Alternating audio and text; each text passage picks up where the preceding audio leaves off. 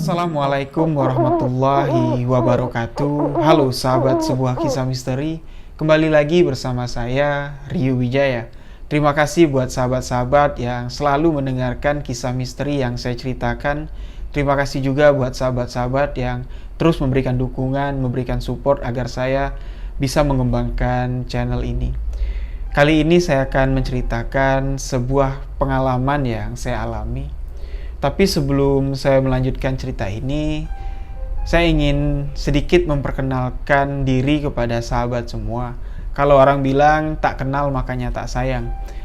Gak kerasa hari ini, video kali ini adalah video ke-23 di sebuah kisah misteri. Saya ingin sedikit memperkenalkan diri kepada sahabat semua. Saya terlahir di kota Jambi, dibesarkan di kota Jambi, namun masa-masa remaja saya menghabiskan waktu ya di beberapa kota, merantau, mencari pengalaman baru, mencari sebuah arti kehidupan ya kalau orang bilang. Mulai dari kota Jakarta sampai ke Bali, di Pulau Jawa pun beberapa kota seperti Jawa ya, seperti Malang, Yogyakarta, dan Sumatera sendiri saya sudah hampir. Kota-kota di Sumatera saya datangin, yang belum pernah saya datangin cuma dua, yaitu Bangka Belitung dan Aceh. Nah, saya terlahir dari sebuah keluarga yang memang dekat dan berhubungan dengan hal-hal mistis dan hal gaib. Saya terlahir dari sebuah keluarga keturunan asli dari Raja Jambi, yaitu Datuk Rangkayo Hitam, yang mana keturunan ayah saya merupakan keturunan ketujuh dari beliau. Yang memang darah biru yang mengalir di darah kami memang menitiskan sedikit kemampuan di bidang-bidang spiritual dan yang berhubungan dengan hal-hal gaib, seperti yang didapat oleh ayah saya, yang mana kemampuan di bidang spiritual dan pengetahuan di hal-hal gaib bukan didapat dari belajar atau berguru, namun memang sudah bawaan lahir. Ya mungkin kalau sahabat-sahabat yang di kota Jambi cukup mengenal dengan ayah saya. Jadi keputusan saya untuk membuat konten sebuah kisah misteri sebenarnya hanya ingin menceritakan pengalaman-pengalaman misteri yang saya alami. Berbagi cerita kepada sahabat-sahabat semua yang ingin tahu dan merasakan pengalaman misteri yang saya alami. Jadi memang di beberapa video saya sebelumnya ada beberapa sahabat yang mengatakan bahwa cerita saya memang sedikit berbelit-belit, bertele-tele, dan sedikit ada gimmick ya, seperti direkayasa biar kelihatan horor dan biar kelihatan mistis, biar ramai penontonnya. Sebenarnya itu nggak sengaja ya saya lakukan, dan nggak ada niat melakukan hal tersebut. Namun setiap kisah yang saya ceritakan, yang mana itu adalah kisah pengalaman pribadi saya atau kisah yang saya dapatkan langsung, setiap kisah yang saya ceritakan, hal tersebut seolah-olah terlintas di bayangan saya dan saya bisa merasakan semua yang ada dalam kisah itu terjadi saat saya menceritakan kisah tersebut. Ya, jadi mohon maaf jika durasi video saya memang agak sedikit panjang, karena ya saya mencoba untuk melakukan editing dan memotong bagian-bagian di cerita tersebut. Namun saya rasa kalau saya potong beberapa bagian di kisah tersebut, makna atau apa yang ingin saya sampaikan di kisah tersebut tidak dapat diterima dan disampaikan seutuhnya. Jadi mohon maaf kepada sahabat-sahabat semua. Bukan maksud saya untuk memperpanjang durasi video dan sedikit memberi gimmick, namun memang dari kecil, bahkan menurut cerita dari ayah saya, dari dalam kandungan pun saya sudah mengalami hal-hal mistis yang menurut ayah saya memang tidak pernah ya dialami oleh beliau. 5 orang anak beliau, tapi mulai dari dalam kandungan sampai terlahir secara normal dan tidak pernah ada gangguan. Namun ketika mengandung saya, ibu saya pernah mengalami sesuatu hal yang cukup mengerikan. Dan kisah ini mungkin saya akan ceritakan di video selanjutnya yang akan saya tayangkan pada malam Jumat. Dan insya Allah nanti kisah ini akan saya buka bersama ayah saya, dan Di sini nanti saya akan menceritakan di video malam Jumat nanti, saya dan ayah saya akan sedikit mengulas tentang hal-hal mistis dan yang berhubungan dengan hal-hal gaib. Mudah-mudahan nanti di segmen selanjutnya, khusus untuk setiap malam Jumat, saya akan membahas kisah misteri dan kejadian-kejadian misteri bersama ayah saya yang merupakan memang seorang pelaku di bidang spiritual. Jadi demikianlah, mungkin ke depan saya akan mencoba menampilkan kisah-kisah baru dan tema-tema baru di sebuah kisah misteri yang saya harapkan sahabat-sahabat semua menyukai apa perubahan yang akan saya lakukan, semata-mata hanya untuk mengembangkan channel ini. Dan saya mohon support dari sahabat-sahabat semua untuk selalu memberi dukungan, selalu memberi motivasi, support, saran dari kalian merupakan semangat bagi saya. Demikianlah perkenalan yang cukup panjang ini. Mungkin di malam Jumat nanti kita akan lebih bahas, lebih enjoy lagi ya, lebih relax lagi bersama ayah saya. Nah, kisah yang akan saya ceritakan kali ini terjadi di tahun 2017 yang lalu. Saat itu saya sedang membuka sebuah usaha, dan usaha kuliner yang saya jalani memang tidak berjalan dengan lancar ya. Karena memang ada beberapa gangguan. Mulai dari membuka usaha itu sampai ke akhir ya.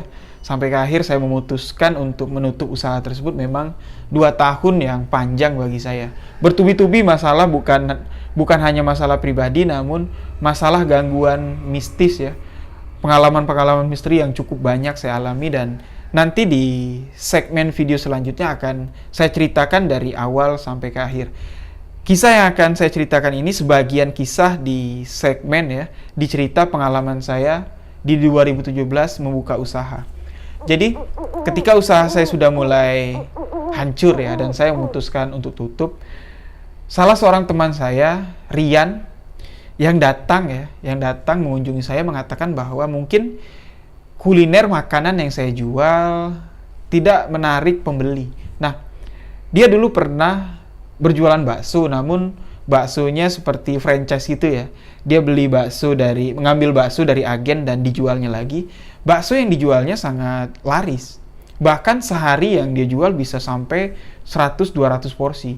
Nah, Rian menyarankan saya untuk menjual bakso yang dulu dia jual. Namun sewaktu Rian menjual bakso ini udah lama ya, udah cukup lama, sekitar 3 tahun yang lalu, dari tahun 2017 itu, dan dia nggak tahu apakah bakso itu masih ada di jalannya atau enggak.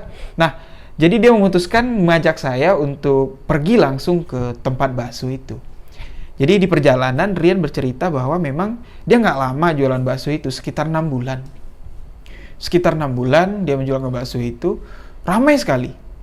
Jadi dia nggak perlu repot bikin bakso, dia hanya setiap pagi jemput bakso dan perlengkapan lain.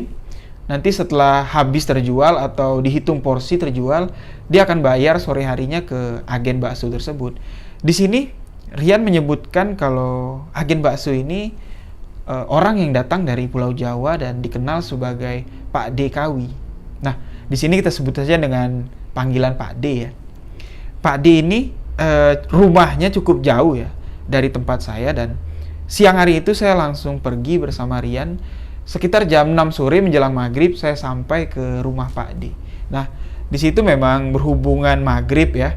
Saya nggak langsung masuk ke rumah Pak D, saya nunggu di mobil, dan setelah azan maghrib, setelah orang dari musola pulang ya, dari masjid, baru saya datang bertamu ke rumah Pak D. Ternyata saat saya datang ke rumah Pak D nggak langsung keluar ya. Pak D nggak langsung keluar, dan cuman istrinya yang keluar, yang sudah kenal sama Rian. Dan di situ dia mengatakan Pak D ada di dalam, tapi mungkin sebentar lagi akan keluar. Jadi kami menunggu Pak D sambil ngobrol-ngobrol, dan Pak D keluar ba'da Isya, Pak D baru keluar. Jadi sebelum menunggu Pak D keluar kan cukup lama tuh waktunya, dari maghrib sampai ke ba'da Isya. Saya dan Rian sedikit ngobrol-ngobrol ya tentang Pak D yang kami datangi, Pak D Kawi. Di sini Rian mengatakan bahwa bakso yang dijual Pak D ini memang enak sekali. Ya. Selain baksonya murah ya, Rian menjual dengan harga murah pun masih mendapat keuntungan yang cukup besar.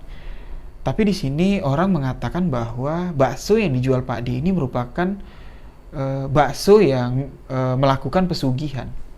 Nah, ketika obrolan kami sedang membahas tentang pesugihan, tiba-tiba selesai Ba'da Isya, Pak D keluar dan menyapa kami. Di situ saya langsung berkenalan dengan Pak D Kawi. Dan Rian langsung tutup poin ya, mengutarakan maksud kedatangan kami dan meminta Pak D untuk mengajari resep membuat bakso ya kepada saya, dan kalau Pak D nggak berkenan untuk mengajari saya membuat bakso, Rian meminta Pak D mensuplai bakso ke tempat saya. Jadi istilahnya kita kerjasama lah. Saya beli bakso Pak D dan saya jual lagi. Di sini Pak D Kawi mengatakan bahwa bakso yang dulu dijualnya sudah stop ya, sudah nggak dijualnya lagi semenjak terakhirlah Rian yang menjualkan baksonya. Jadi setelah Rian jual baksonya sekitar 3 tahun yang lalu, dan Pak D pun menutup usaha baksonya. Ya. Di sini Rian mengatakan kepada Pak D, alasan Pak D menutup baksonya apa Pak D? Kan bakso yang Pak D jalani sudah puluhan tahun, sudah banyak pelanggan, dan omset dari penjualan bakso Pak D pun gila-gilaan. Saya juga sudah pernah merasakan menjual dari bakso Pak D dengan keuntungan yang saya ambil cuman 1.000-2.000 pun merasakan keuntungan yang sangat besar. Di sini Pak D melihat saya dan menanyakan saya, siapa saya. Saya memperkenalkan diri kepada Pak D, dan di situ kami saling bertatapan seolah-olah Pak D melihat saya dengan berbeda ya. Lalu Pak D mengatakan, sebenarnya kamu gak usah lah jualan bakso yang dulu pernah saya jual. Percuma juga kamu jual. Nanti yang ada di diri kamu pasti gak ngebolehin. Nah, mendengar apa yang dikatakan Pak D, Rian menatap ke saya dengan tatapan bingung ya, dan saya juga bingung apa yang dimaksud Pak D. Saya langsung berkata kepada Pak D, maksud Pak D apa Pak D? Siapa yang marah? Saya kan ingin jualan bakso, ingin belajar dari Pak D, saya bilang. Terus siapa yang marah? Saya bilang. Sedangkan usaha yang sedang saya jalani sekarang sudah hancur, saya bilang. Saya ingin mencoba sesuatu yang baru, mudah-mudahan ada rezekinya. Pak D mulai bercerita kepada saya, ya kalau memang kamu ingin berjualan bakso, saya akan ajarin cara membuat bakso yang saya tahu. Selama hampir 18 tahun saya berjualan bakso, memang banyaklah trik dan tips yang bisa kamu dapat dari pengalaman saya. Tapi bukan dari cara saya berjualan bakso, itu kamu nggak perlu lah. Saya juga menyesal sebenarnya sudah pernah melakukan cara itu. Nah, singkat cerita ya, Pak D langsung menceritakan bahwa apa yang dikatakan orang-orang selama ini memang benar.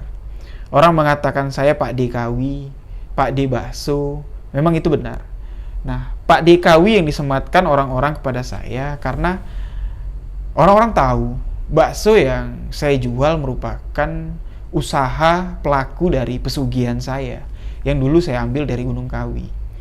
Jadi sekitar 20 tahun yang lalu, sebelum Pak D masuk ke kota, Pak D dulu petani di daerah Jawa.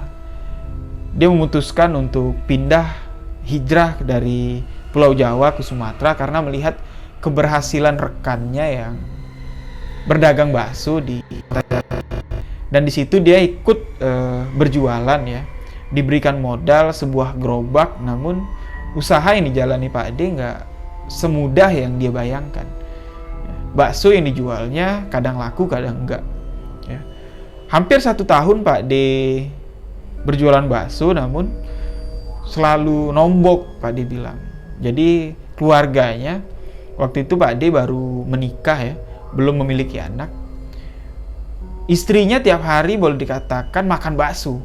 Karena kalau nggak makan bakso ya nggak ada yang dimakan. Cuman bakso itu aja yang ada, hampir 1 tahun. Nah, di sini Pak D dengan rasa yang sudah telanjur merantau ke Sumatera, namun setahun usahanya gagal ya.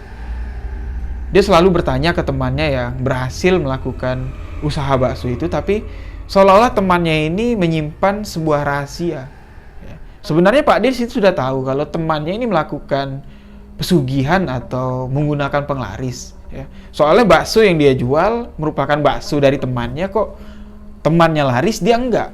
Nah di sini Pak D berpikir bahwa ini pasti ada apa-apanya. Ya. 1 tahun Pak D berjualan bakso, akhirnya dia memutuskan untuk kembali pulang ke Jawa. Nah, saat pulang ke Jawa itulah Pak D mendatangi Gunung Kawi, dan di situ Pak D melakukan pesugihan di Gunung Kawi, mencari penglaris untuk usaha baksonya. Dan Pak D mengatakan di sanalah dia mendapat sebuah jimat, ya, sebuah jimat dari pertapaannya di sana selama 3 hari, melakukan puasa di sana, dan dia mendapatkan jimat dan langsung dibawanya ke Jambi untuk berjualan bakso. Gak berapa lama setelah Pak D pulang ke Kawi, melakukan pesugihan di sana, dia kembali ke Jambi, memulai usaha baksonya dengan membuat bakso sendiri dengan pengetahuan yang ala kadarnya. Boleh dikatakan baksonya asal-asalan. Bakso yang dipersiapkan Pak D di bulan-bulan pertama dengan penjualan 100 mangkok, ya, itu dijual cuman sekitar 2-3 jam sudah habis semua terjual. Dengan keberhasilan itu Pak D yang semakin semangat, ya, semakin semangat dengan apa yang didapatnya. Pak D terus meningkatkan produksi baksonya sampai pada suatu titik Pak D sudah memiliki gerobak yang cukup banyak, ya. Mulai yang ada yang menjualnya orang-orang sekitar situ yang disuruh Pak D berjualan keliling. Ada juga yang didatangkan Pak D dari Pulau Jawa. Namun perjanjian pesugihan yang dilakukan Pak D ini ternyata membuat Pak D kehilangan anak pertamanya. Ya. Pak D yang menikah dengan istrinya bertahun-tahun belum memiliki anak. Jadi pada saat baksonya sudah mulai laris dan gerobaknya sudah mulai banyak, istri Pak D mengandung anak pertamanya. Nah, di sini Pak D senang, ya, karena rezekinya sekarang sudah bagus dan dia sudah siap lah untuk menyambut seorang anak. Mungkin dengan usahanya ini anaknya nggak bakal makan bakso tiap hari, ya, karena tabungan Pak D pun sudah cukup banyak. Di situ Pak D merasa heran karena di kehamilan istrinya ke-7, ya, istrinya bermimpi bahwa pada suatu malam dia datang ke pasar, ya, berbelanja ke pasar, membawa bahan-bahan bakso yang seperti rutinitas yang dilakukannya sehari-hari. Di situ dia bertemu dengan seorang laki-laki yang nggak dia kenal, ya, yang asing baginya, dan tiba-tiba laki-laki itu berpapasan dengan istrinya Pak D dan menyapanya. Mbok, sampean istri Pak D Kawi? Iya. Nah, ketika istrinya bilang iya, sosok itu tiba-tiba langsung mengelus perut istri Pak D yang sudah mulai membesar, ya, sudah usia kandungan sudah 7 bulan.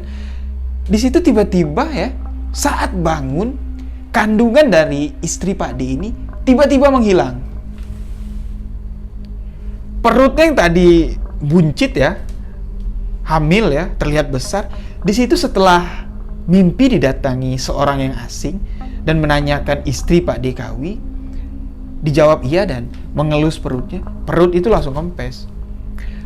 Anak pertama yang dikandung istri Pak D Kawi menghilang. Nah, tapi di sini kejadian ini disembunyikan Pak D, ya. Jadi ketika perut istrinya sudah terlihat kosong, kempes, istrinya disuruh pulang ke Jawa dengan alasan kalau di Jambi nanti persalinannya nggak ada yang ngurus karena Pak D sibuk berjualan bakso, jadi dipulangkan ke Jawa, ada orang tua yang mengurusnya. Warga sekitar pun nggak ada yang curiga. Nah, setelah dalam hitungan kehamilan sudah melahirkan, di sini Pak D mulai memberikan pernyataan, ya, atau memberikan kabar ke warga kampung kalau istri dari Pak D Kawi, anak yang dikandungnya meninggal saat melahirkan. Namun istri Pak D selamat. Pak D mengatakan anaknya terlilit tali pusar, ya. Jadi tali pusarnya melilit ke leher karena waktu itu cuma ditangani oleh dukun kampung, dukun beranak, jadi tidak bisa diselamatkan. Ya, setelah 4 bulan atau 5 bulan Pak D bilang ya, barulah istrinya pulang lagi ke Jambi. Nah, singkat cerita, setelah hampir 1 tahun anak dari Pak D Kawi menghilang dari kandungan istrinya, beliau mendapatkan mimpi bahwa dia disuruh datang kembali ke tempat pesugihannya ke Gunung Kawi. Dengan usaha bakso yang sudah berkembang, Pak D bilang waktu itu sekitar 30 gerobak sudah dia punya. Ya, 30 gerobak ini punya. Pak D bermimpi didatangi penghuni pesugihan ya, atau yang memiliki pesugihan yang di Gunung Kawi itu.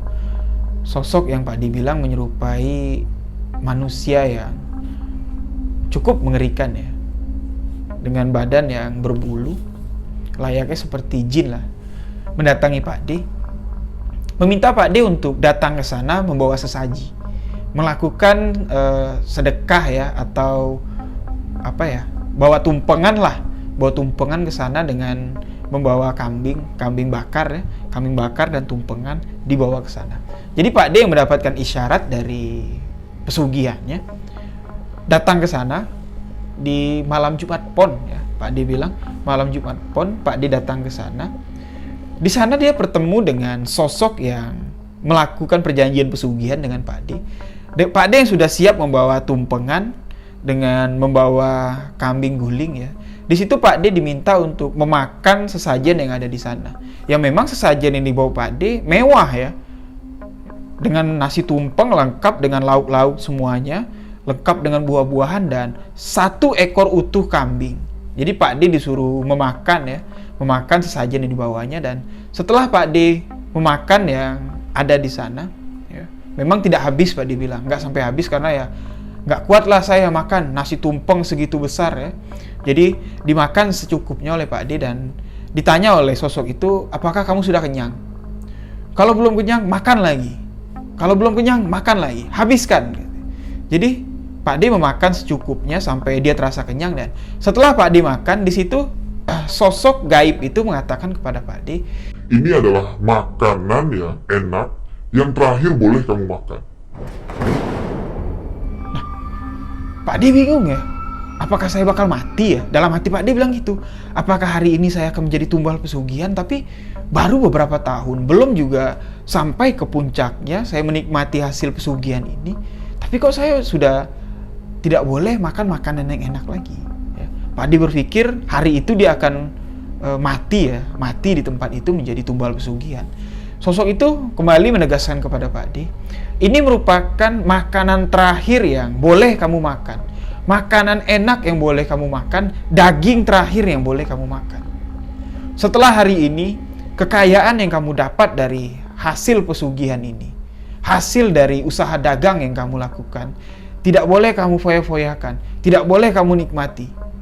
Cukup kamu makan dengan apa yang kamu punya, dengan seperti biasanya. Nah, Pak D bingung ya.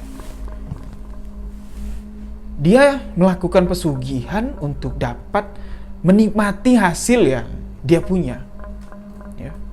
Menikmati hasil yang dia punya, dan Pak D berpikir di sini untuk apa dia melakukan pesugihan kalau apa yang dia punya, uang yang dia punya tidak boleh dinikmatinya, apalagi cuma sekedar untuk makan makanan mewah. Ya. Di sini sosok itu kembali menegaskan bahwa Pak D tidak boleh bersedekah, Pak D tidak boleh memberi peluang kerja ya, membantu orang-orang yang susah. Jadi hari itu Pak D disuruh memecat semua orang yang membantunya berjualan bakso, dan Pak D sendirilah yang boleh melakukan jualan bakso. Sekedar untuk membeli pakaian saja tidak boleh, membeli makanan mewah tidak boleh. Nah, setelah apa yang dikatakan sosok itu pun menghilang. Pak D pun kembali dengan pemikiran yang sudah nggak karuan. Karena apa yang dilakukannya selama ini ya sia-sia. Pertama, anak yang dikandungnya sudah jelas menjadi tumbal dari pesugihan itu. Lalu sebelum Pak D pulang ya, pulang untuk menemui istrinya, Pak D menemui salah satu juru kunci yang dulu membawanya ke sana. Nah, juru kunci itulah yang menjelaskan karena Pak D sudah tidak memiliki anak lagi, ya. Dan anak pertama Pak D sudah menjadi tumbal. Jadi Pak D hasil dari pesugihan itu tidak boleh dinikmati sebelum Pak D memberikan tumbal berikutnya. Ya. Jadi Pak D harus memberikan tumbal yang merupakan darah dagingnya. Ya. Di sini kuncen ini mengatakan bahwa mungkin dengan tumbal kedua nanti baru kamu dapat mengunci hasil dari pesugihan kamu. Nah, di sini Pak D mengikuti apa yang dikatakan oleh sosok gaib itu dan Pak D pulang ke rumah, mengatakan kepada istrinya apa yang dia dengar, persyaratan yang harus mereka lakukan, dan akhirnya Pak D yang dengan rasa ketakutan dan dia tahu kalau pesugihan ini tidak dapat dibatalkan begitu saja, dan Pak D pun masih merasa nyaman ya, walaupun ya makan seadanya dengan nasi, dengan lauk ikan asin, lauk sayur-sayuran, ya dia nggak masalah lah. Yang berat bagi Pak D adalah memutus hubungan dengan warga sekitar dan memecat mereka yang sudah membantu Pak D berjualan bakso selama ini. Dan akhirnya di situ Pak D memutuskan untuk melepas ikatan kerja ya, istilahnya gerobak yang tadinya punya Pak D dibawa oleh mereka untuk berjualan bakso. Pak D melepas, silahkan isi gerobak itu dengan bakso buatan kalian sendiri, karena saya sudah nggak mampu lagi menghandle dan kalian juga sudah paham lah gimana caranya berjualan bakso, gimana cara buat bakso. Silakanlah kalian bawa gerobaknya, kalian boleh setor harian, boleh kalian setor bulanan. Kalau memang belum ada duit ya bawa aja lah gerobaknya, nggak usah pakai setoran, nggak apa-apa, saya ikhlas. Nah, ya mendengar hal itu ya nggak ada curiga lah ya sama Pak D ya, nggak ada yang curiga sama Pak D karena ya mungkin Pak D ingin membiarkan orang-orang yang sudah berjualan bakso selama ini dengan Pak D ya, dengan menumpang dari nama besar Pak D, disuruhlah mungkin untuk mandiri. Jadi mereka mulai ada yang berjualan bakso, ada yang mengganti gerobaknya dengan untuk berjualan lain. Singkat cerita Pak D pun mulai berjualan sendirian lagi, mendorong gerobak dari satu tempat ke tempat yang lain. Di sini Pak D menceritakan memang seperti keajaiban yang dialaminya. Bakso yang dia bawa setiap hari dengan kapasitas yang besar, seperti membalikan telapak tangan sudah habis. Nggak tahu Pak D gimana caranya, pokoknya di satu tempat dia berhenti, satu orang aja ada yang beli. Di situ mungkin hampir semua orang yang ada di sana ingin membeli bakso Pak D. Tapi di sini Pak D mengatakan memang dengan hasil kekayaan yang sudah banyak dikumpulkan Pak D, dia juga merasa sedih. Ya, merasa sedih karena untuk sekedar membeli sendal karena sendalnya sudah jelek, Pak D pun tidak diperbolehkan oleh sosok gaib itu. Ya. Kalau belum boleh putus ya, kalau belum putus sendalnya, Pak D nggak boleh mengganti sendalnya.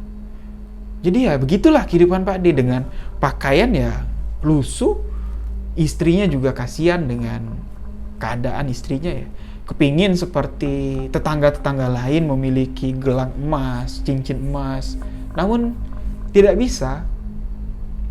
Kalau Pak D melanggar komitmen yang sudah dijanjikan dengan jin pelaku pesugihan itu, Pak D akan mendapatkan petaka. Dan singkat cerita akhirnya Pak D yang sudah bertahun-tahun melakukan pesugihan, Pak D bilang dia sudah membeli tanah ya, membeli tanah di kampungnya cukup luas, menginvestasikan uang yang dia kumpulkan selama ini di bank, membeli sawah dan beberapa rumah ya. Di sini Pak D sudah mulai bosan dengan permintaan yang aneh-aneh dari pesugihan yang ia lakukan. Ya. Dan di sini Pak D melihat kondisi istrinya ya sangat kasihan. Sangat kasihan. Semakin hari tubuh istrinya semakin kurus ya, mungkin karena faktor protein ya atau makanan yang mereka makan memang tidak mencukupi untuk 4 sehat 5 sempurna. Pak D katakan di sini makannya telur, ikan asin, sayur. Pokoknya itu aja setiap hari. Yang namanya ayam, daging, atau makan makanan laut seperti seafood memang bertahun-tahun Pak D nggak pernah makan hal itu. Sama sekali nggak pernah. Karena pernah sekali Pak D mencoba untuk makan makanan yang enak ya. Pergi ke, boleh dikatakan seperti warung lah ya, restoran pinggiran. Pak D makan daging ya, sup daging kambing, dan setelah makan itu Pak D jatuh sakit seperti orang kena stroke. Kontan langsung Pak D seperti orang kena stroke. Nah, di dalam sakitnya ya, Pak D didatangi oleh sosok itu dan marah-marah. Kamu sudah aku beri kekayaan. Sudah aku bilang jangan kamu nikmati. Cukup kamu dengan senang dengan kekayaan yang kamu miliki. Silakan kamu beli harta yang banyak. Silakan kamu beli tanah yang banyak, tapi jangan pernah sekali-kali kamu nikmati untuk kesenangan kamu. Ya, berarti Pak D tahu ya, setiap Pak D melanggar, semua itu akan dapat ganjaran ya. Dan istri Pak D pun pernah ya mengumpulkan uang secara diam-diam, ya, uang belanja yang diberikan Pak D, dan membeli ya sekedar gelang kecil yang nggak begitu mahal ya, cuman sekitar 400.000 harganya ya. Baru 2 hari dipakai, tiba-tiba gelang itu putus dan hilang. Memang tidak boleh sama sekali hasil dari penjualan bakso ini ya, dinikmati untuk kesenangan pribadinya. Dan akhirnya pada suatu ketika ya, tepatnya pada 3 tahun sebelum Pak D menutup usaha baksonya, Pak D sudah berkomitmen, dia sudah bosan dengan apa yang dia dapat, dan orang-orang pun sudah melihatnya dengan tatapan yang berbeda, mengenal Pak D dengan Pak D Kawi, Pak D pesugihan, bakso Kawi. Dia pun sudah mulai bosan. Di umurnya yang sudah hampir 50 tahun, Pak D memutuskan untuk datang lagi ke tempat pesugihannya dan memutus pesugihan yang dia lakukan. Di sini Pak D mengatakan ya, nggak menceritakan ke saya seluruhnya gimana caranya Pak D memutuskan pesugihan itu. Yang jelas setelah Pak D pulang dari sana, bertubi-tubi masalah dialaminya. Yang mulai dari rumahnya kebakaran. Orang melihat Pak D seperti, melihat lebih hina dari binatang. Karena semua orang tahu selama ini Pak D melakukan pesugihan. Dan Pak D pun pernah dikucilkan, nggak dianggap di kampung itu. Karena orang tahu Pak D melakukan pesugihan. Dan semua kekayaan yang Pak D miliki yang tersisa cuman harta yang dimiliki Pak D adalah berupa tanah yang disimpannya ya, dibelinya di kampung. Dan istri Pak D ya, setelah Pak D memutuskan pesugihan itu, setelah anak pertamanya hilang di kandungan sampai mereka tua, tidak satu pun ya anak yang terlahir dari rahim istri Pak D. Dan dokter ya mendiagnosa kalau istri Pak D mengidap kanker. Jadi inilah balasan yang didapat Pak D setelah melakukan pesugihan bakso. Memang Pak D mengatakan kekayaan yang didapat sangat luar biasa. Tapi di sini Pak D tidak memiliki anak. Pak D tidak dapat menikmati hasilnya. Boro-boro untuk membeli mobil, ya, membeli sendal yang sudah mau putus saja udah nggak boleh. Untuk makan makanan yang enak aja nggak boleh. Jadi Pak D berpikir di sini, untuk apa dia kaya, untuk apa dia terlihat hebat, terlihat sugih, tapi semuanya tidak dapat dinikmati. Mungkin waktu itu kalau Pak D punya anak banyak ya, dan Pak D menumbalkan anak-anaknya untuk perjanjian pesugihannya, mungkin Pak D sudah menjadi seorang yang kaya raya.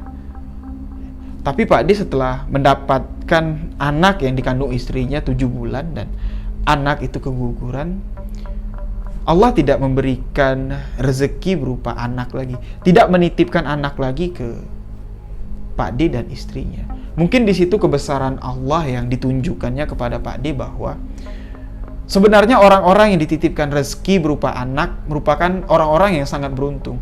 Di sini mungkin kalau Pak D memiliki banyak anak, ya, Pak D pasti akan tergiur dengan kekayaan pesugihannya dan pasti akan menumbalkan anak-anak mereka.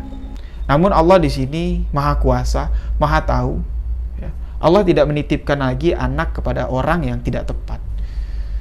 Di sini Pak D bercerita kepada saya, Mas sekarang udah tahu kan? Nggak usah lah Mas, nggak usah cari-cari cara seperti itu. Saya sekarang baru berusia 52 tahun. Tapi kondisi tubuh yang saya rasakan sekarang itu seperti orang yang sudah jompo.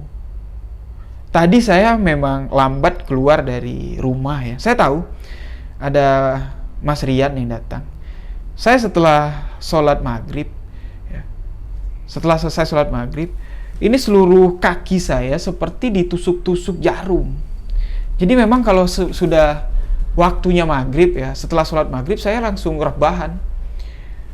Di tempat saya sholat, saya langsung rebahan karena kaki yang saya rasakan seperti ditusuk-tusuk jarum. Perlu waktu sampai 1-2 jam baru rasa itu hilang. Dan tadi setelah ba'da Isya, setelah saya melakukan sholat Isya, saya baru keluar ke rumah menemui kalian di sini.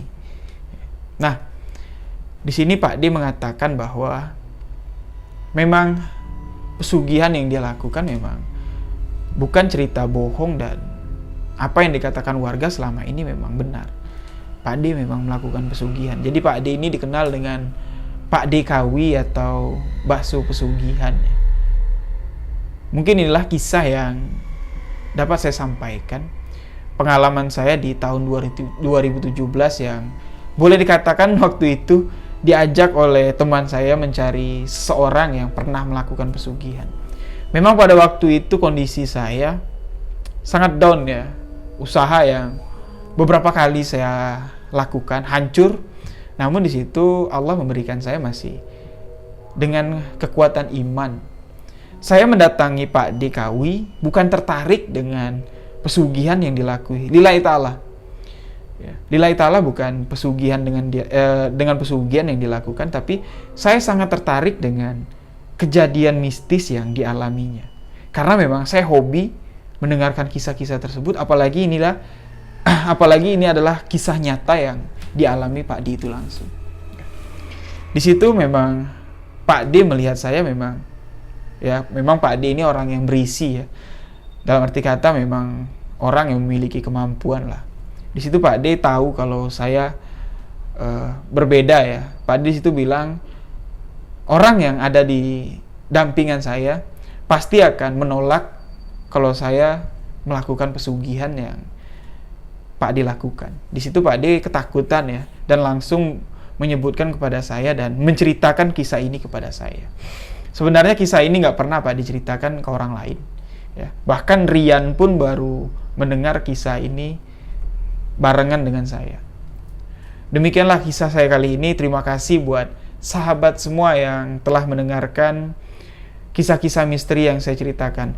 Jangan lupa buat sahabat semua kalau ingin bertanya kepada saya untuk saya jawab nanti di konten pada malam Jumat, konten spesial pada malam Jumat. Teman-teman bisa menuliskan pertanyaan di kolom komentar atau mend-DM di Instagram saya rio.wijaya91. Insya Allah pertanyaan teman-teman nanti akan saya jawab satu persatu. Terima kasih atas support kalian semua, sahabat sebuah kisah misteri. Saya mengucapkan wabillahi taufik walhidayah. Wassalamualaikum warahmatullahi wabarakatuh.